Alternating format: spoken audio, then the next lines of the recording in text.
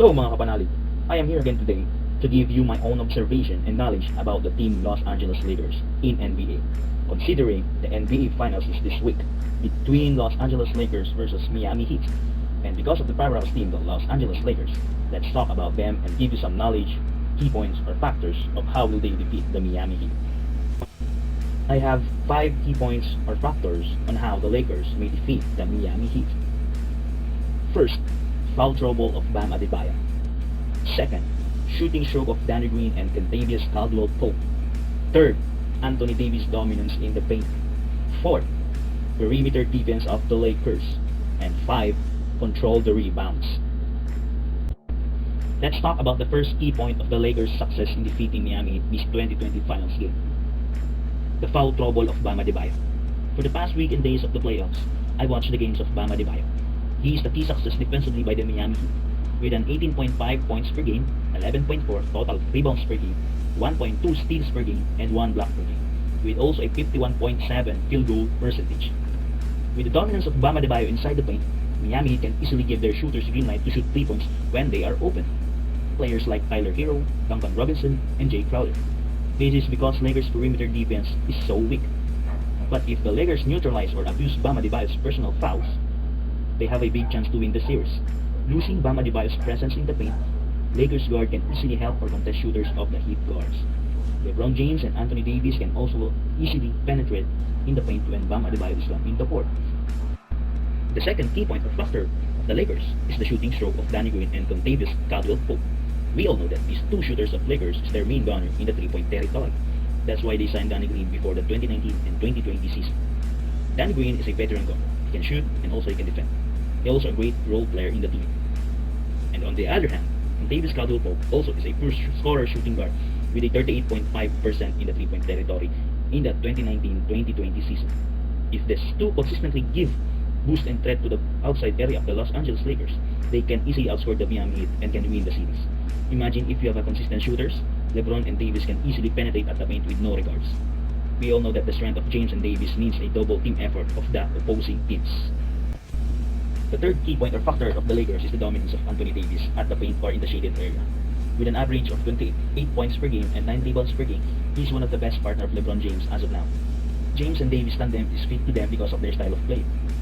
We all know that LeBron James is an all-around star player, but also a terrific floor general in the court, while Davis is also an all-around player that can defend and help you in the scoring punch in the team, because of his ability to shoot in any area in the court, and he is also a good defender in the paint. He is also a top 5 player voting in the Defensive Player of the Year. The dominance of Davis at the paint versus Miami will give Lakers a big chance to close early in the series and win today's NBA title. For me, no one can defend Anthony Davis one-on-one in the paint unless Miami draws double team to him that will give the Los Angeles Lakers opportunity to their shooters. I think Lakers' main asset in this series versus Miami is Anthony Davis. Next, the fourth key factor of the Lakers is their perimeter defense. Losing Avery Bradley's presence gave Lakers a weakness to their opposing teams. But as you watch all the games in the bubble, you can see that the Lakers adjust their defense accordingly to their rotation. And the main reason why the Lakers consistently defend well the perimeter area, it is because of their team general defense or team effort. As you can see, Los Angeles Lakers in the playoffs are number 1 in the defensive rating in the NBA. And there is one player that elevates his game as a defensive role in the Lakers rotation. He is one and only Alex Caruso. Frank Vogel gave Alex Caruso a defensive job in the backcourt position, and the result is terrific. He has a 90.2% defensive rating in the NBA, second to Giannis Antetokounmpo. Frank Vogel said that Alex Caruso is exceptional and levels some high praise in his way. Alex Caruso defended Damian Lillard and CJ McCollum well in the first round of their playoffs.